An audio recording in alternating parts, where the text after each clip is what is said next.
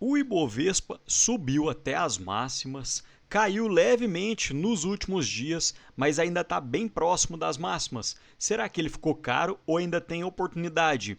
Quero mostrar um indicador que pouca gente está olhando e aparentemente ainda há boas oportunidades para o Ibovespa. E no final quero mostrar um estudo do BTG Pactual mostrando qual seria o setor para a gente investir já mirando 2026, visto que 2025 já está finalizando. Olá pessoal, meu nome é Rafael. Quem conhece o canal já dá um like na confiança, senão você acaba esquecendo. E no final do vídeo, se as informações te agregarem, dá um like, se inscreve no canal, comenta, porque me ajuda muito. E eu achei essa reportagem muito interessante, mostrando um estudo do Einar Rivero de uma leitura do indicador de preço sobre valor patrimonial por ação. Então, esse indicador mede o quanto o mercado está disposto a pagar de prêmio para cada real de patrimônio líquido das empresas. Então, em teoria, a empresa vale mais do que a soma das suas partes, principalmente por todo o seu formato de ativos físicos, financeiros, marca, capital humano e reputação. Então, em tese, uma relação de preço sobre valor patrimonial igual ou menor que 1 sugere que a ação está sendo negociada próxima ou até abaixo do seu valor contábil. Então, teoricamente, um preço sobre valor patrimonial abaixo de 1 poderia ser uma pechincha. E percebam nesse estudo de preço sobre valor patrimonial, usando a mediana das ações da B3, porém são ações com maior volume financeiro, superior a 5 milhões por dia em 12 meses. Então, olhando por esse indicador, em dezembro de 2024, nós estaríamos bem próximo das mínimas de preço sobre valor patrimonial, em torno de 1,09, bem próximo da área mais pesada da crise política em 2016, e atualmente esse preço sobre valor patrimonial encontra-se em 1,35, o que é bem abaixo das suas médias históricas, principalmente em meados de 2019 e 2020, em que o preço sobre valor patrimonial das ações encontrava-se bem esticado, de 2,57. Então, muita cautela quando a gente olha apenas o número em tela do valor do Ibov, porque percebam que o Ibovespa, ajustado pela inflação, teve a sua máxima histórica em 20 de maio de 2008, o que equivalia a atualmente 194 mil pontos.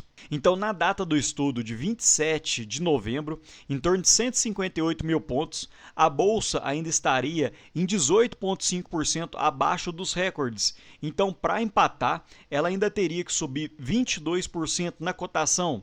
E mesmo pegando o Ibovespa em dólares, que bateu a sua máxima bem próximo da data do Ibovespa em reais, em torno de 44 mil pontos, hoje encontra-se em 29.600 pontos, ou seja, 33% abaixo do pico, então ainda teria que subir mais de 50% em dólares para poder bater o recorde histórico. E eu gosto de sempre estar olhando esse indicador, que é o indicador de medo e ganância do mercado, porque percebam que no gráfico o Ibovespa está relacionado em laranja e o índice relacionado em azul. E percebam que quando o Ibovespa tem um salto na cotação, o pessoal fica em euforia e acha que a bolsa vai subir para sempre. Depois o Ibovespa corrige, então o índice de medo fica numa faixa interessante para aporte. E esse ciclo se repete diversas outras vezes. E percebam que desde janeiro a bolsa praticamente só subiu e em 2025, com exceção do meio do ano, nós só ficamos praticamente na linha de ganância. Então, muita cautela, que o Ibovespa poderia em algum momento corrigir, ter uma certa correção e poderia abrir novos pontos para a gente poder aportar novamente. E sobre um relatório do BTG Pactual, eles acreditam que os lucros das empresas devam crescer 17% ano contra ano em 2026, o que é acima dos 14% esperados em 2025, e eles acreditam nisso apesar de estar modelando um PIB de 2026 de 1,5%, abaixo dos 2% de 2025. Então eles acreditam nesse aumento dos lucros, principalmente com a queda dos juros, e se a Selic cair cerca de 3% em 2026 e fechar o ano próximo dos 12% a 13%, isso poderia auxiliar as empresas, principalmente por causa das despesas com juros, que acaba machucando muito os lucros das empresas.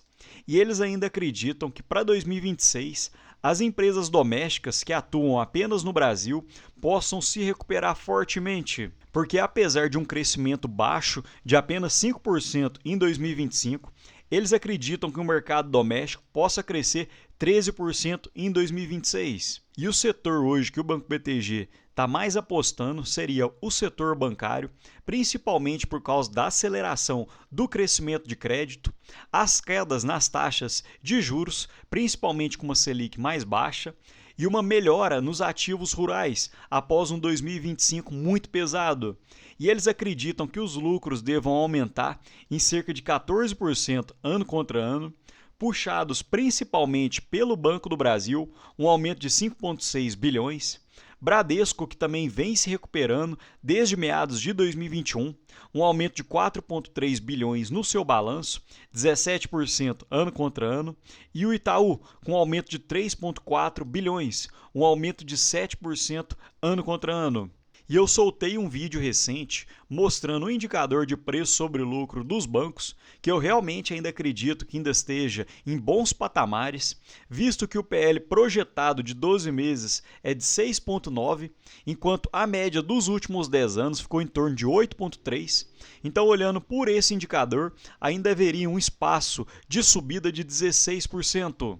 Outro setor que eu também acredito que ainda possa subir muito em 2026 é o setor financeiro, excluindo bancos, principalmente o setor de seguros, que hoje tem um PL projetado de 9,2, enquanto a média dos últimos 10 anos ficou em torno de 12,7. Então, olhando por esse indicador, ainda haveria um espaço de alta de cerca de 28%. E nesse gráfico do BTG Pactual mostra a expectativa de crescimento de lucro por setor em 2026. Então eles acreditam que o setor de bancos será responsável por 46% dos aumentos dos lucros, realmente uma quantia bem expressiva, seguida pelo setor de varejo, cuidados médicos, telecomunicações, setor de construção civil, bens de capital, aluguel de carros, utilidades públicas, infraestrutura, setor financeiro, excluindo bancos, e outros setores com uma fatia menor. Então o BTG está bem animado com o setor bancário e eles acreditam que ainda possa ter uma expectativa melhor para 2026. E falando especificamente do Banco do Brasil, há uma expectativa de lucros para 2025 na casa dos 18 bilhões, o que é uma queda de 52% quando a gente olha o lucro líquido de 2024. E para essa expectativa do Banco BTG de uma alta de 5,6 bilhões, os lucros do Banco do Brasil ficariam na casa dos 23,6 bilhões. E apenas para fazer um cálculo utilizando a minha planilha pessoal, se você comprasse o Banco do Brasil hoje com um lucro líquido projetado para 2026 de 23,6 bilhões, você pegaria um PL esperado de 5,25, 20% abaixo das suas médias, e daria um dividend yield na casa dos 5,7%, com 30% de payout. Então, mesmo olhando nessa ótica, hoje eu não acredito que o Banco do Brasil ainda esteja numa faixa interessante. Fiz vídeo recente mostrando o porquê que hoje eu olho para o Banco do Brasil na faixa dos R$16. E fazendo um filtro na minha planilha pessoal, pegando apenas os bancos que eu sigo no radar, e quando a gente pega o desvio à média dos últimos 10 anos e coloca em ordem, a gente percebe que realmente ainda há vários bancos que estão bem longe das suas médias históricas de PL, então está bem abaixo. Então, pegando, por exemplo, o Banco BMG, hoje tem um PL projetado de 4,9, e a média dos últimos 10 anos do Banco BMG foi de cerca de 10,2, Ou seja, o indicador de PL do BMG hoje encontra-se 51% abaixo dessas médias. E o mesmo ocorre com o Banco da Amazônia, Banco ABC, Banco Banese, Banco Banrisul, Banco Bradesco, Banco Mercantil e do Santander abaixo, a expectativa do PL já encontra-se um pouco mais em nível, porém ainda existem diversos bancos que estão cotados com os desvios abaixo das suas médias históricas.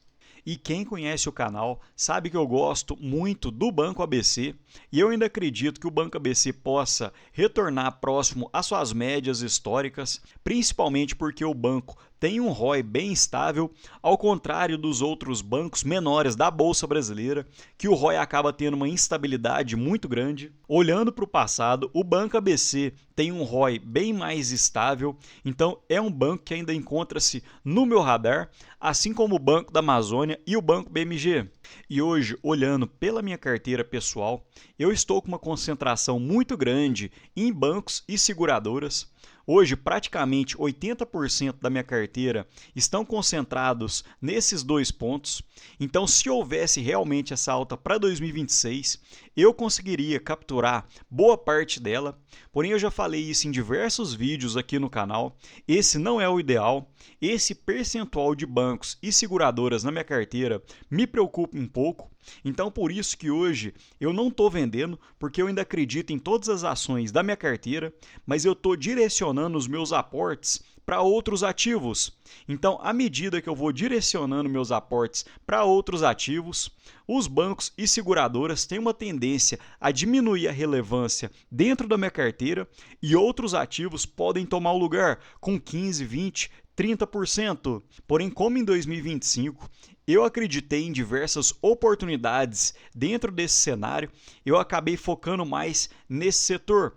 Porém, para os próximos anos, hora ou outra, o mercado acaba batendo em alguma ação ou em algum setor específico e você encontra diversas oportunidades, seja no setor elétrico, no setor de telecomunicações, ou no setor de commodities, ou em qualquer outro setor. Então, à medida que um ponto te incomoda no percentual da carteira e você não quer vender, basta direcionar os seus aportes para outro ponto, outro setor, que em algum tempo o percentual representativo dentro da sua carteira vai diminuindo e você vai conseguindo ter uma melhor diversificação. Mas me conta aqui, pessoal, eu quero saber nos comentários. Me fala exatamente qual que é o percentual setorizado da sua carteira hoje. Me conta aqui nos comentários, porque assim como vocês aprendem comigo, eu aprendo muito mais com vocês. No mais, deixo um ótimo dia para vocês e um abraço.